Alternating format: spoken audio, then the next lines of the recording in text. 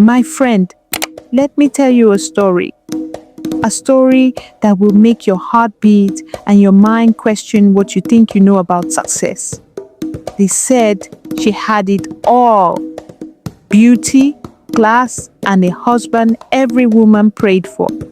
People called her lucky, but little did they know that behind her perfect smile lived a heart darker than night. Her name was Adaeze, and she was the woman who poisoned her husband for wealth. Now listen carefully, because what I'm about to tell you is no ordinary tale. It's a warning dressed as a story. Adaeze grew up in the crowded streets of Ajegunle, where survival was a daily fight. Her mother always said, "My daughter, poverty is an enemy. Don't marry it." Those words stuck deep in her heart. So when Adaeze met Chief Obina, a rich businessman with cars, houses, and respect, she didn't see his age. She saw opportunity. She told herself, "This is my escape from suffering." Their wedding was the kind of event people talked about for months. Expensive lace, live band, dancing till midnight. It was as if heaven itself had blessed them. At first, their marriage was sweet. Chief Obina loved her truly. He gave her everything: a mansion in Lekki, trips abroad, designer bags, everything she had dreamed of. But you see, my friend, human desire has no bottom. The more you have, the more you want. After a few years, Adaeze got bored. She began comparing her life with others, especially her friends who bragged about fast money. From secret deals and sugar daddies, they mocked her. "Hey there, baby, you're just wasting your beauty on one old man. If you had sense, you'd be making real money." Those words planted a poisonous seed in her heart. One day, her best friend Tina, a woman who moved with Lagos big men and had no fear in her eyes, invited her to dinner. Over expensive wine, Tina leaned closer and said, "Adaeze, your husband is rich, but you're not free. Imagine what life would be if all that wealth was yours alone." Adaeze laughed nervously. "You mean, if he dies?" Tina smiled. "Why not? He's old. His time is almost up. You just make it come sooner." Those words haunted Adaeze. She tried to ignore them, but greed is a whisper that grows louder when you try to silence it. 1 week later, she followed Tina to meet a herbalist known as Baba Oronta. He lived in a quiet part of town in a compound that smelled of secrets. "Baba," Tina said, "my sister here needs help to take what's hers." The old man's eyes were red, like burning coals. He looked Adaeze up and down and asked, "Do you want peace or power?" "I want my husband's wealth," she said, trembling. "Yeah," Baba Orunta smiled slowly and handed her a small black bottle. 3 drops in his food. Within 7 days, he'll sleep and never wake again. But remember, blood money calls for blood. Adaeze took the bottle. That night, she couldn't sleep. She prayed. She cried. She even thought of throwing the bottle away. But every time she remembered Tina's words, "You deserve more," her heart hardened. One evening, Chief Obina came home early, excited. "My love, I just signed another contract." "Let's celebrate." Adaeze smiled weakly. "I'll make your favorite meal." As she cooked, her eyes fell on the black bottle. She hesitated, then slowly poured 3 drops into the pot of soup. Her hands shook. Her breath quickened. But when she looked in the mirror, she said to herself, "After tonight, I'll be free." Dinner was served. Chief Obina sat down, smiling. Smells delicious," he said. Adaeze forced a smile and sat opposite him. Each spoon he lifted felt like a countdown. Her heart pounded like a drum. Halfway through the meal, Chief Obina coughed lightly. "Are you okay?" she asked, pretending to care. "I think I'm fine. Maybe too much pepper," he chuckled. But a few minutes later, the laughter stopped. He clutched his chest, gasping for breath. Obinna!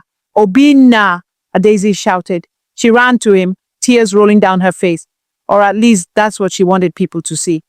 Within moments, Chief Obinna slumped. The great man, the generous husband, the pride of his family, gone.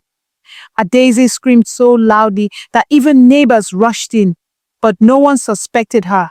After all, she looked like the perfect grieving widow. The next day, doctors said he had died from a sudden heart failure. No one questioned it. Within weeks, Adaeze became the sole owner of his estate.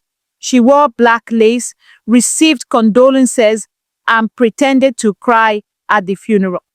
But deep inside, she was already planning her new life. She told herself, I'm finally free. But my friend, freedom gotten through blood always comes chained with curses. Because from that night onward, Adaeze began to hear things. Whispers in the empty house, footsteps in the corridor when no one was there.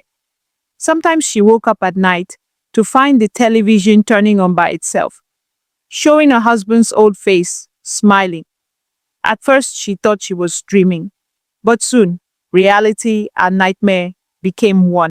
Before I continue, my friend, if this story is holding your heart right now, take a quick second and click that subscribe button so you don't miss the end.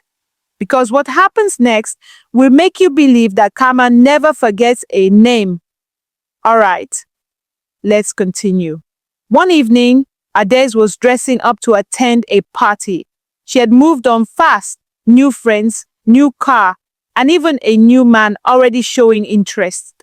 But as she stood before the mirror, applying lipstick, she saw something that froze her blood. For a moment, just a split second, her reflection wasn't hers. It was Chief Obinna's face, staring back at her, smiling sadly. She screamed, dropped her lipstick, and fell to the floor. When she looked again, the mirror was normal.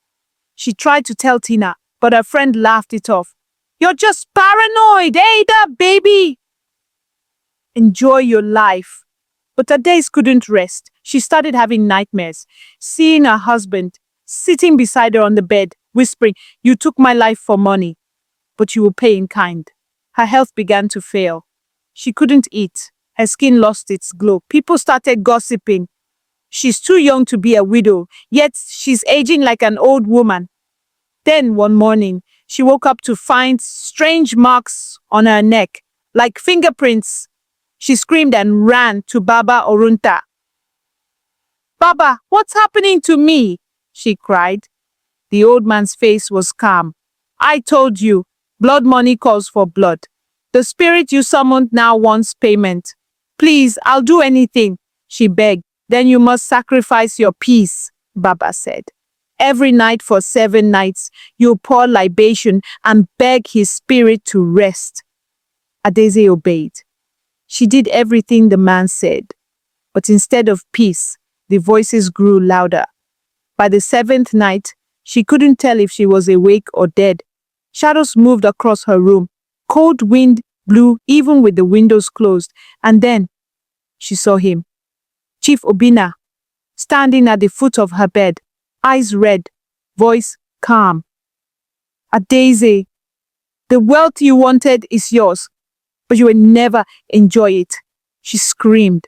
Everything went dark. Days later, the neighbors found Adaeze lying on her bed, eyes open, body cold, her hands clutching the same black bottle she once used to poison her husband. Doctors couldn't explain what killed her. No wounds, no poison in her system, just fear. At her funeral, only a few people came. Tina didn't show up. Baba Orunta's shrine was later raided. The man had vanished.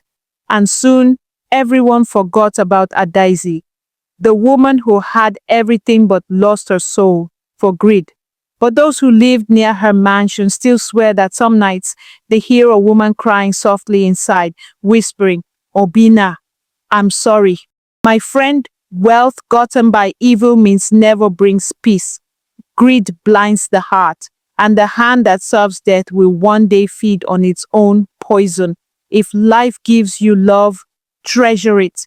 If it gives you little, be patient. Because true blessings never come through blood.